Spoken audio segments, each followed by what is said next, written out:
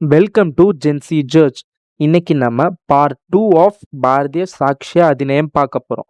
Part 2ல நம்ம section 2 definition class பார்க்க போகிறோம். செக்ஷன் 2ல தான் இந்த ஆக்டில் இருக்க எல்லா வேர்ட்ஸுக்கான டெஃபினிஷனை ப்ரொவைட் பண்ணியிருக்காங்க. ஸோ செக்ஷன் 2 கிளாஸ் ஏல என்ன சொல்கிறாங்கன்னா, கோர்ட்டோட டெஃபினிஷன் கொடுத்துருக்காங்க. கோர்ட்னா includes all judges and magistrate except arbitrators. கோர்ட்டில் only the person who are legally authorised to take evidence, அவங்க மட்டும்தான் கோர்ட்டில் ப்ரெசென்ட் ஆயிருப்பாங்க. Section 2 clause B conclusive proof. Conclusive ப்ரூஃப்னா இந்த கோர்ட் ஒரு ஃபேக்டை கன்க்ளூசிவ் ப்ரூஃப்னு டிக்ளேர் பண்ணிட்டாங்கன்னா அந்த கன்க்ளூசிவ் ப்ரூஃபை வச்சு இன்னொரு ஃபேக்டை நம்ம ப்ரூவ் பண்ண முடியும். அந்த இன்னொரு ஃபேக்டை தனியாக ப்ரூவ் பண்ணுறதுக்கு அவசியம் கிடையாது. அந்த ஃபஸ்ட்டு யூஸ் பண்ணுற ஃபேக்ட் தான் கன்க்ளூசிவ் ப்ரூஃப். இதை ஒரு எக்ஸாம்பிள் வழியாக பார்க்கலாம். So the example of conclusive proof என்ன எடுத்துக்கலாம்னா, ஒரு வேலிட் மேரேஜ் மூலியமாக பிறக்கிற குழந்தைய the husband and wife they need not prove themselves as the husband and wife as the father and mother of the child. அவங்க தான் அப்பா அம்மான்னு ப்ரூவ் பண்ணுறதுக்கு அவசியம் இல்லை. அந்த வேலிட் மேரேஜ், அந்த சர்டிஃபிகேட், அந்த வேலிட் மேரேஜ்ன்றத ப்ரூவ் பண்ணால் போதும், அந்த குழந்தை அவங்களோட குழந்தைன்னு கன்க்ளூடாக ப்ரூவ் ஆயிரும். செக்ஷன் 2 கிளாஸ் சி என்ன சொல்லுதுன்னா, டிஸ்ப்ரூவ்டு. டிஸ்ப்ரூவ்டுன்றதை நீங்கள் சிம்பிளாக எடுத்துக்கலாம்.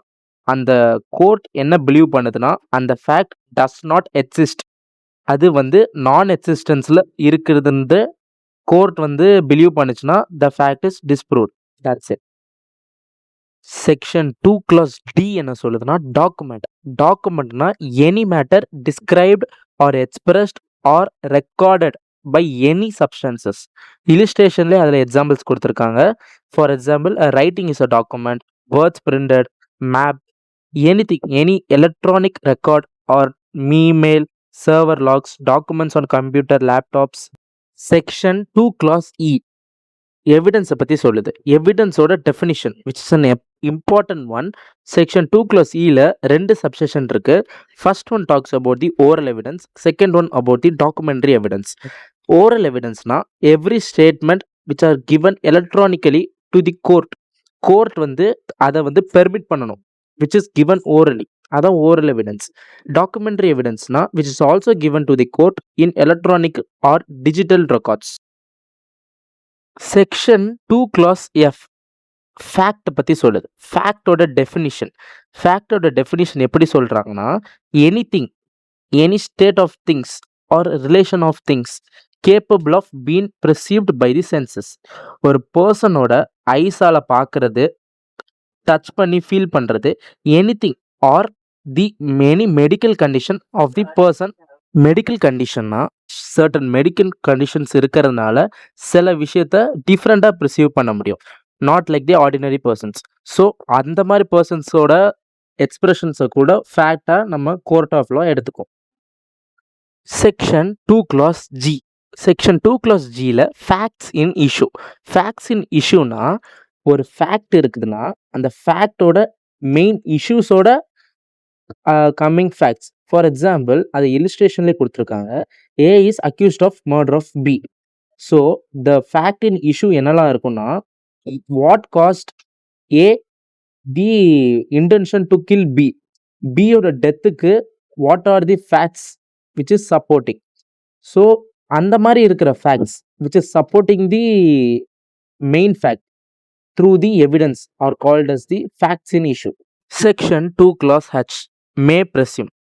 May presume na court ஒரு ஃபேக்டை they will presume it as proved until அந்த ஃபேக்ட் ப்ரூவ் பண்ண ஃபேக்டை, அவங்க presume பண்ணி வச்சிருக்க ஃபேக்டை anyone should disprove it.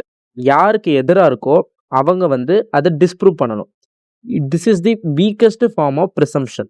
For example, இல்லுஸ்ட்ரேஷனாக எடுத்துக்கிட்டா, இப்போ ஒரு பர்சன் ஏன்ற பர்சன் கிட்ட ஒரு ஸ்டோலன் குட்ஸ் இருக்கு. The court may presume that he stole it.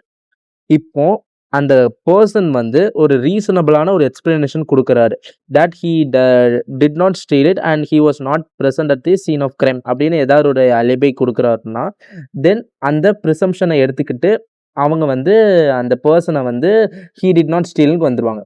So just அந்த ஃபேக்ட் மூலியமா they may presume he stole the things. Section 2 clause I not proved. ஒரு ஃபேக்ட் வந்து நெய்தர் ப்ரூவ் பண்ணாட்டியும் நாட் டிஸ்ப்ரூவ் பண்ணாம இருக்கிற ஃபேக்ட்ஸ் எல்லாத்தையுமே not ப்ரூவ்டுன்னு சொல்லுவாங்க. Section 2 clause J proved. ப்ரூவ்டுன்றதை எப்படி டிஃபைன் பண்றாங்கன்னா, அந்த கோர்ட் வந்து அந்த fact is believe to be exist. அவங்க சொல்ற விஷயம் எக்ஸிஸ்டா இருக்கு. There is a probable cause that it is in existence அப்படின்னு கோர்ட் பிலீவ் பண்ணுச்சுன்னா தென் it is proved. Section 2 clause K relevant.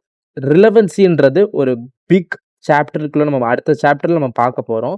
So ரிலவன்சினா ஒரு ஃபேக்ட் வந்து relevant to another or connected to the main issue. So there is a connection between the two of them, then that is relevant to each அதர்னு சொல்லுவோம். Section 2 clause L shall presume. நம்ம 2 clause Hல may presume பார்த்தோம். அதோட stronger version தான் shall presume.